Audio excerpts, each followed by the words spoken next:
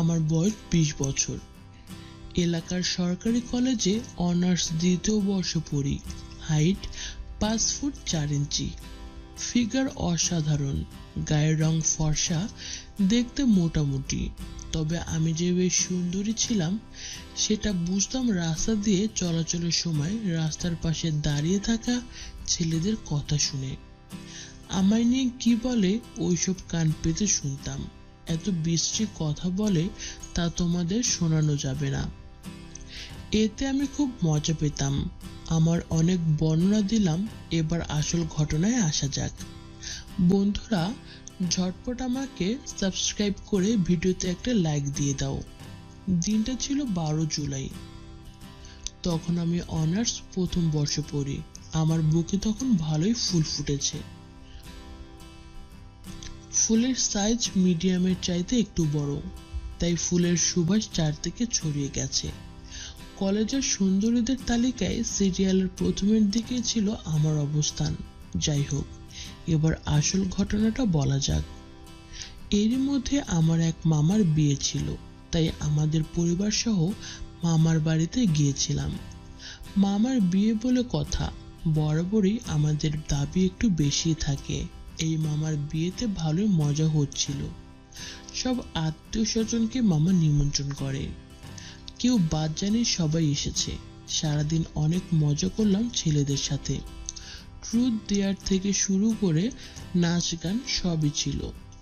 আমরা মেয়েরা এক পক্ষ নিয়ে ছেলেদের সাথে এই নানা রকম বিষয় নিয়ে আড্ডা দিলাম রাত পর্যন্ত। বিয়েতে প্রচুর লোক আসার জন্য সবার একটু প্রবলেম হচ্ছিল, তাই আমিও আরো কিছু দিদিরা মিলে রাতের খাবার খেয়ে সে দিনের মতো বাড়ির উপরের রুমে শোবার জন্য গেলাম। উপরের রুমগুলো বেশ নিরিবিলি। সাধারণত এই রুমগুলোতে কেউ থাকে না। মামারা আগে থেকে বিশাল প্রভাবশালী ছিল। তবে এই বাড়িটা পুরনো, এই বাড়িতে অনেক স্মৃতি আছে, সেজন্য নতুন করে তৈরি করতে সময় লাগছে। তবে এখন শুনতে পাচ্ছি খুব তাড়াতাড়ি সবকিছু ভেউগে দিয়ে নতুন ভাবে বাড়ি করবে। যাই হোক, উপরে একটা রুমে আরো অনেকজন শুয়েছিল। ওখানে দিদিরা শুয়ে পড়লো, আর আমি এত ভিড়ে ঘুমাতে পারি না, তাই পাশের রুমে গেলাম। আর ওখানে আমার একটা আঙ্কেল ছিল, নাম সুজিত। সম্বন্ধে আঙ্কেল হইল আমার সাথে একই ইয়ারে পড়ে। ওর সাবজেক্ট আলাদা হলেও আমরা অনেক ফ্রি ছিলাম।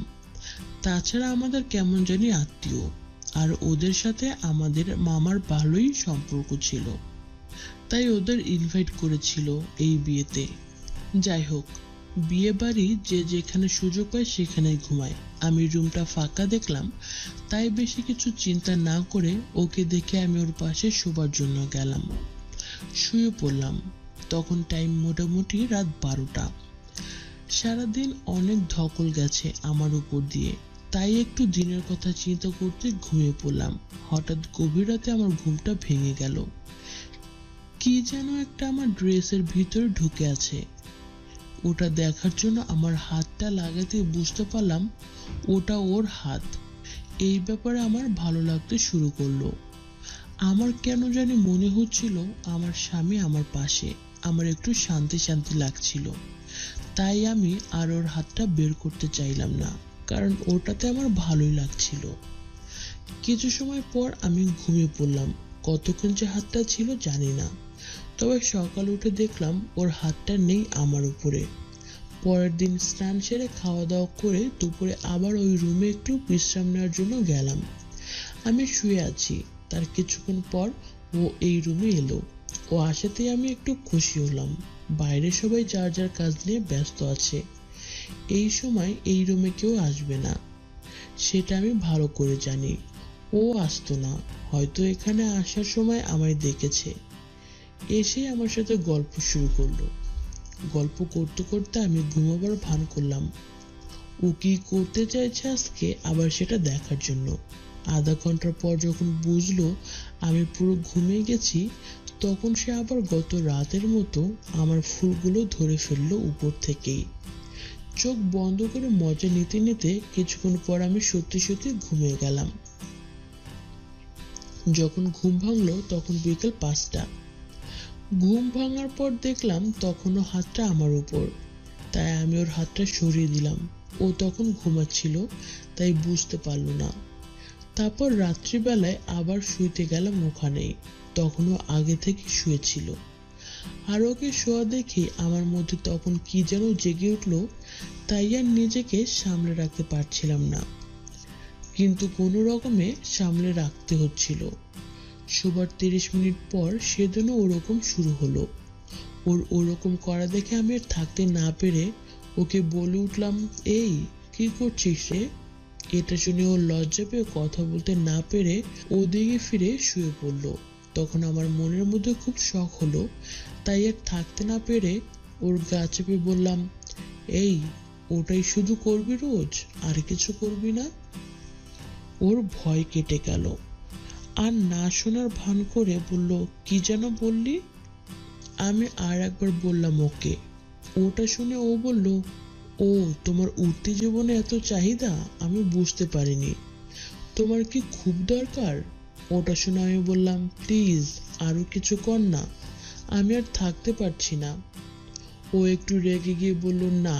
এবার আমিও রেগে গিয়ে বললাম, যা বলা হচ্ছে ওটা কর, এখন চান্স পাচ্ছিস, পরে আর চান্স পাবি না।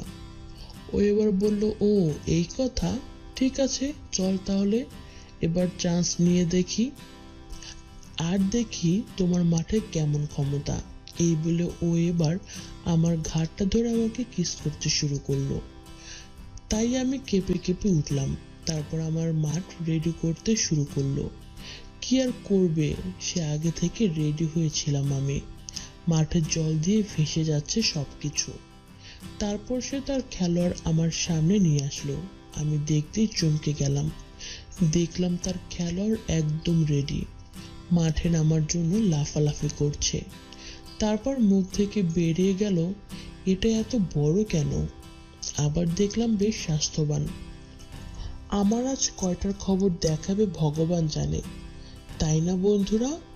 এদিকে আমি আর থাকতে না পেরে ওকে বললাম, আমি আর পারছি না, প্লিজ আমার মাঠে খেলতে শুরু কর। এবার সে তার খেলোয়াড় আমার মাঠে নামিয়ে দিল। তার ভালো খেলাতে আমি ভীষণ আনন্দ লাগছিল। বন্ধুরা, আমি যে কেমন সুখ পাচ্ছিলাম তা বলে বোঝাতে পারবো না। সেদিন সারা রাত আমার মাঠে সে খেলেছে, আমার মাঠ তছনছ করে দিছে। তারপরেও আমি খুব খুশি ছিলাম, এক অজানে সুখের সন্ধান পেয়েছিলাম। আমার ভালোবাসার বন্ধুরা, তোমরা কি আমাকে সুখ দিতে চাও? তাহলে দ্রুত আমার চ্যানেলটি সাবস্ক্রাইব করে নোটিফিকেশন অন করে দাও।